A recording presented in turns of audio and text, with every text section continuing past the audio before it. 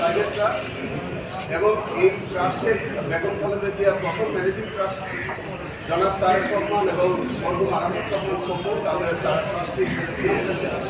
এই ট্রাস্টের মধ্যে ইম্পর্টেন্ট হচ্ছে যে সেখানে কোনো পাবলিক সার্ভেন্ট হিসেবে কেউ কোনো কাজ করে, যদি পাবলিক সার্ভেন্ট হিসেবে কোনো কাজ না কেউ করে, কোনো ক্রিমিনাল মিসকন্ডাক্টের কোনো এলিগেশন যদি না থাকে, তাহলে পরে দুর্নীতি দমন কমিশনে সম্পূর্ণরূপে একটি ছিল এই মামলা।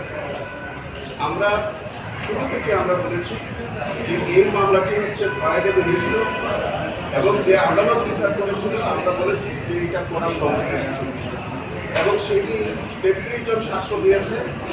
আপনি এই সাক্ষ্য মধ্যে PW1 যিনি হারুনুর রশিদ ছিলেন, এইটি তবুও তৎকালীন সময়ে বিচারিক আদালত সম্পূর্ণরূপে রাজনৈতিকভাবে সরকার দ্বারা প্রভাবিত হয়ে উদ্দেশ্যপ্রণোদিতভাবে বেগম জিয়াকে দোষী সাব্যস্ত করে 5 বছরের শাস্তি প্রদান করেন।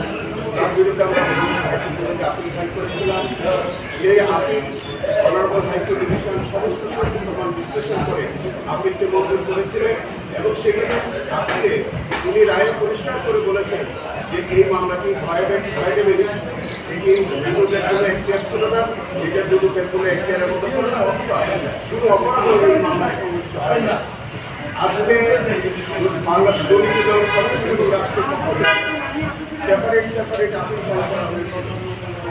Petition for leave to appeal, petition for leave to appeal এটার মধ্যে আপিলের অনুমতি দেওয়ার মতো কোনো প্রাথমিক উপাদান না থাকায় এই petition for leave to appeal summarily reject করেছে, ডিসমিস করেছে এবং তার মধ্য দিয়ে চূড়ান্তভাবে এই যে খালাস হবে ডিসিশন হয়েছে মহামান্য হাইকোর্ট বিভাগে এদের চূড়ান্তভাবে বহাল থাকলো এবং বেগম খালেদা জিয়া, জিয়াউল ইসলাম মোন্না এবং মনিরুল ইসলাম খান তারা যে মহামান্য হাইকোর্ট বিভাগ থেকে খালাস প্রাপ্ত হয়েছে সেই খালাস আদেশকে বহাল।